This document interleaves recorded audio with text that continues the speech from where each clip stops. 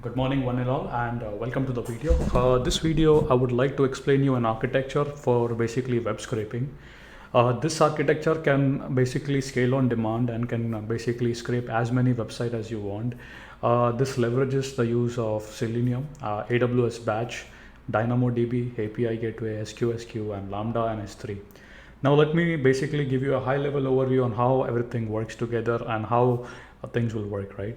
So say you wanna basically crawl over Amazon.com, right? So what I'm just taking an example of Amazon. So say I would like to basically type the word and then I wanna click on this button and then I wanna crawl and basically scrape all this data. Now the way my architecture works is basically you would basically, so the in my last video you need to create a generalized template for web scraping. So I already did show you this commands. So for example, I showed you an example how we made a small microservice REST API or sort of a generalized microservice. Basically you pass in the URL and the list of commands in an ordered way, and those commands would be executed. So this architecture leverages the uses of those templates. So as soon as the user say, hey, I would like to fire up a scraper. The database is DynamoDB. Here we have a primary key, which is a UUID, which is unique globally. We have a sort key as well, which is basically a date time object, basically year, month, and day.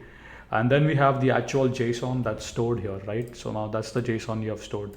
Now, when the user say, I would like to run the crawler for Amazon.com, what we do basically is, hey, when the user makes an API call, right, it would basically pass in this unique ID for that scraper. Once that ID is passed, it hits the API gateway. API gateway puts the request on a queue, and from the queue, a Lambda is fired up. The job of the Lambda is basically to pass this unique identifier to an AWS batch function.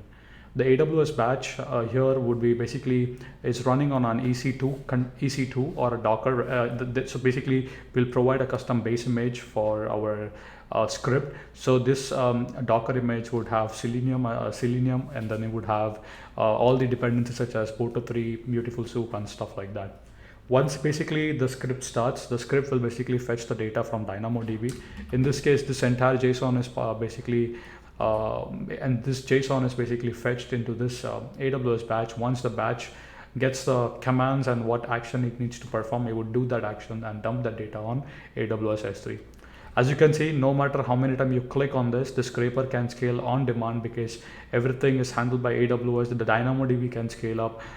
We can easily scale up batch jobs. If a job is failed, you can read all the meta information such as when the task was started, when did it fail, when and stuff like that. But if you really want to have that granularity of details, I would say you can also have one more table with start time, end time, and the scraper ID as a unique identifier. So that way you have an complete way to know when the scraper started, when it ended, basically, stuff like that. Simple yet robust architecture, completely scalable on AWS, right? So these are the services that we are leveraging. DynamoDB for meta storage, for basically storing our JSON, our commands. Then basically we are leveraging API gateway, queues, and Lambda as basically a mechanism of triggering AWS batch jobs. S3 has the scrape data would land on S3, and if you want to perform certain action, we could basically fire up an event. We could add an event handler from S3, fire up a Lambda function, do some data cleaning, and then this data would land on a second S3 bucket where the user or whatever you want to do, you can process it. As you can see, completely scalable, great architecture, easy to implement as well. AWS has all these services, which makes things pretty easy. Hope this was useful, and if you did find this architecture useful, let me know in the comment section below. I will create a video on creating this entire architecture from scratch. I'll be leveraging use of all of these services, and I'll create it and I'll show you how easy it is. Okay, but that's it for this video. Hope you have enjoyed it. If you have any more questions, list your questions in the comments, and I would be very happy to assist you. And by the way, keep smiling, keep coding, keep learning, and I will see you guys next time.